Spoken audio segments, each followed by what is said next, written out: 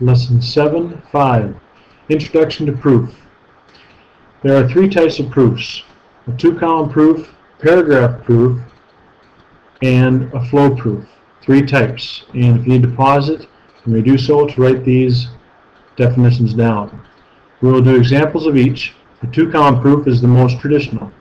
The two-column proof involves two columns, obviously. Statements are listed in one column. So in other words, statements meaning your steps.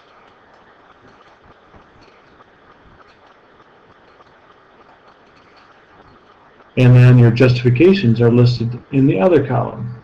And that would be the why or the how.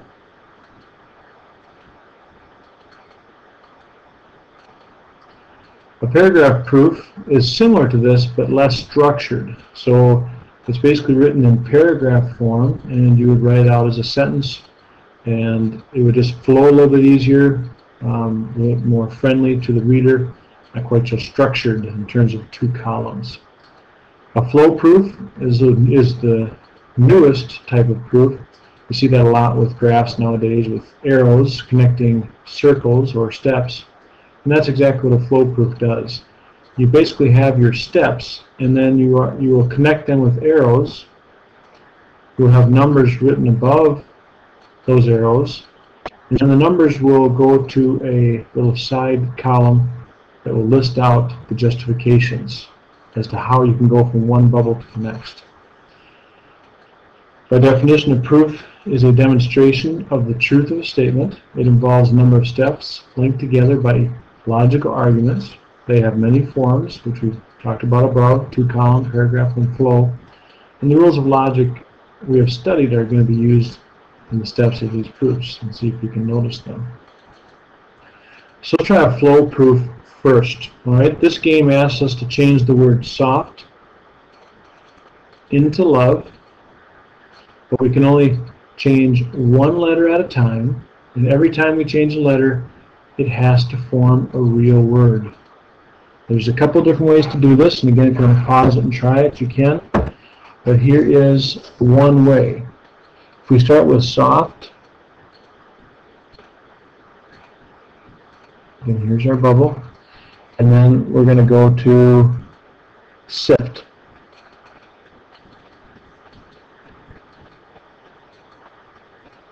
Alright, now you have an arrow here pointing from one to the next, and you put a 1 above it. Alright, and the justification is that we changed O to I. And that's what we did. It just explains what we did. Then we can change sift into lift.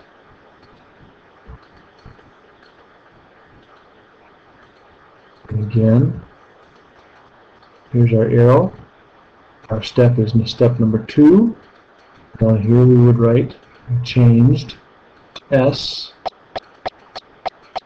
to L. We can go from lift to life. And I'm sure you can write down the justification for this one now if you're getting the hang of it. 3 is we changed T to E. We can go from life to live. Again, there's a couple different ways you can do this. This is one of them. Some would cause for fewer steps. Some would be causing more steps. So the fourth one is changing F to V. And then we can go from live to love.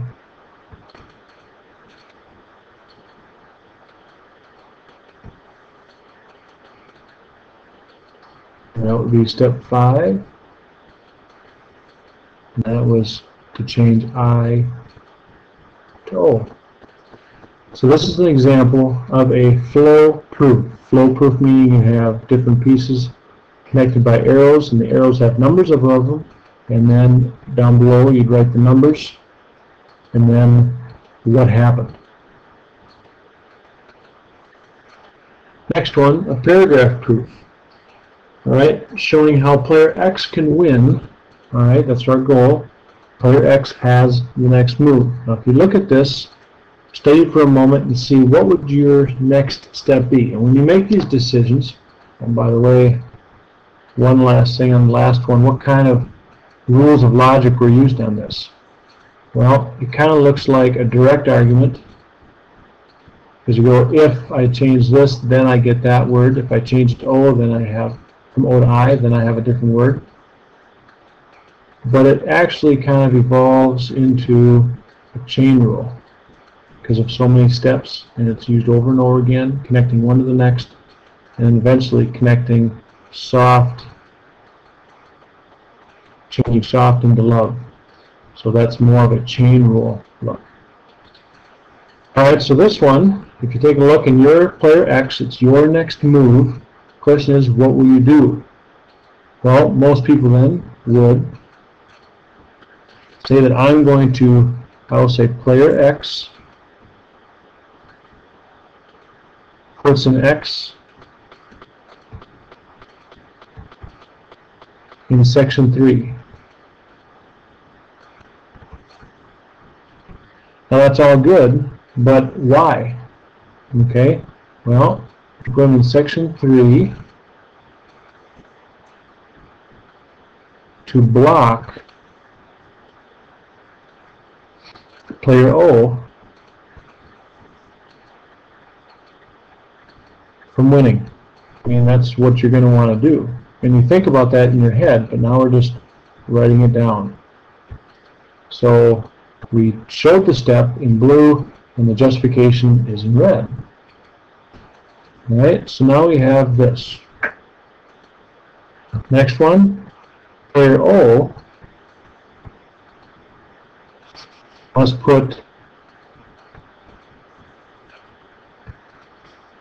an O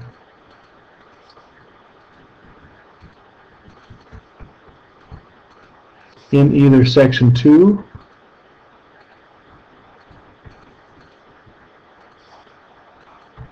or 6.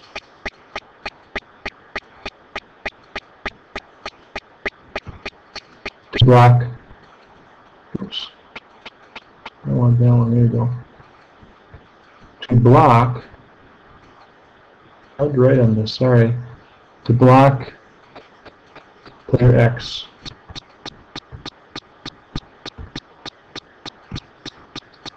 Okay, now player X wins, and you can see the writing on the wall here, by putting an X in whichever section is left open.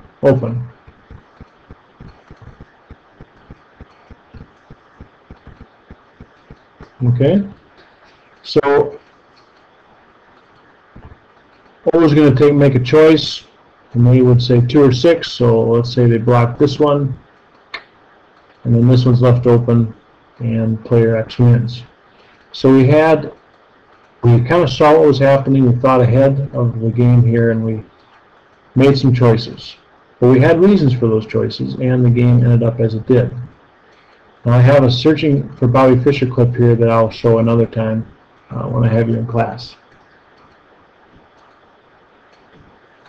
Alright, I'm going to stop here for this one. This is going to be considered A, and part A, and I'll finish with part B on the next video.